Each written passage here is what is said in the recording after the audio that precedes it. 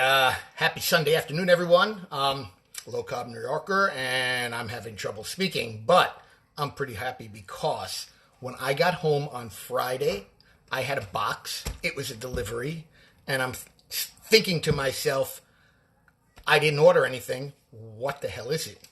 And I got that in the box. Yeah, I know it's backwards, and I don't know how to do that. So, Nui peanut butter cookies. Total carb 18, dietary fiber 13, erythritol 11, total sugar 2. So I don't get the math on that one. 11 and 3 is 14. 18 minus 14 is 4. I'm thinking 4 net carb. Maybe 2 net carb per cookie. I don't know. It says per container, and there's 2 cookies in a pack. It only says 2 net carbs, so I don't know what else is in there. But what I will tell you is, on Friday night, because I didn't want to open these yet, because I wanted to share this with you, I had some Nui cookies from my last keto box, and I had snickerdoodle, and oh my God, it was really good. I hadn't eaten dinner. I really didn't have a lot of appetite, but I didn't want to wake up in the middle of the night and wander around and eat after bed. So what I did was I grabbed, hey, sweet treat. I saw the Nui snickerdoodle. I grabbed a fat bomb. I think it might have been macadamia coconut. And I kind of mixed those two together and washed it down with some herbal tea that I make. The kids call it daddy tea. I call it Bengal spice, tangerine zinger, and red rooibos is what I've been mixing as like a triple combo with a little bit of stevia.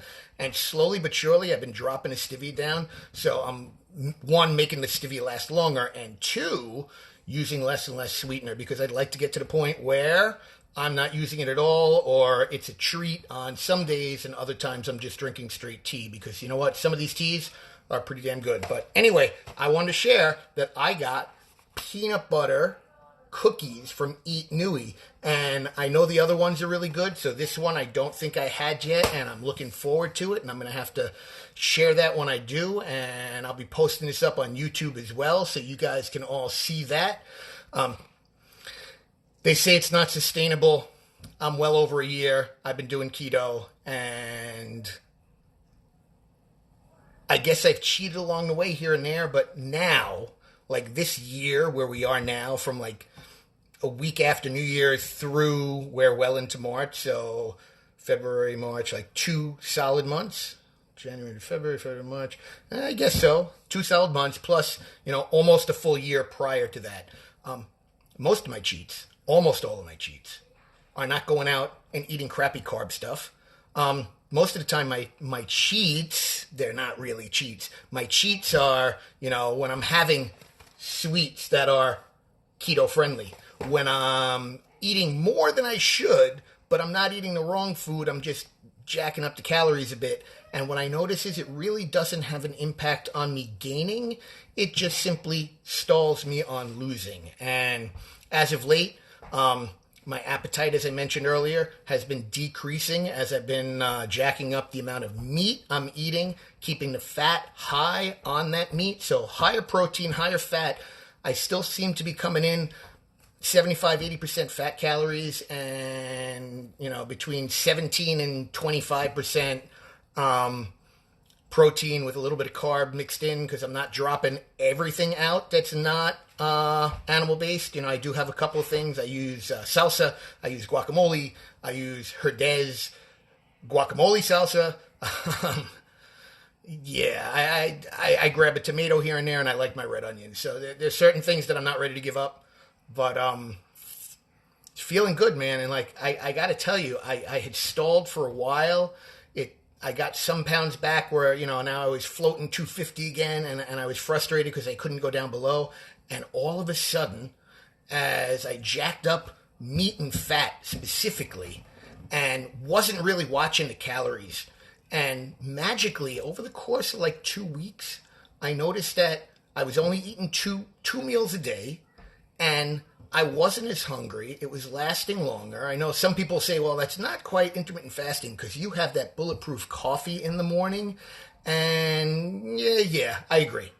It's a big old bolus of fat. and a wee bit of protein. So it's not a fast in the traditional sense, but it's not putting food in my belly. And you know what? An old man once said to me, if it works, keep doing it. If it doesn't work, stop doing it. And what I've been doing with the Bulletproof coffee in the morning, big old cup of tea before I go, maybe a little bit of coffee if I can't fit it all into the container. And then, I drink that coffee between, let's say, 7:30, 8:30, and drink a little extra tea and take that all the way out until almost noon. And by 8 o'clock every night, I'm done eating. I like to be done by 7. That doesn't always happen. However, that's what's working. And I just need to tell you, like, I've dropped down almost 10 pounds in a week. And, like, I could see it in the mirror. I can't see it in the face. I don't know. Maybe when I shave, maybe another 5 pounds, I'll be like, wow. When I do face-to-face Friday, perhaps. I got to break out some pictures from work, because I look at the pictures from work from prior to or right around January of 2018 to now, and it's like, oh my God, night and day.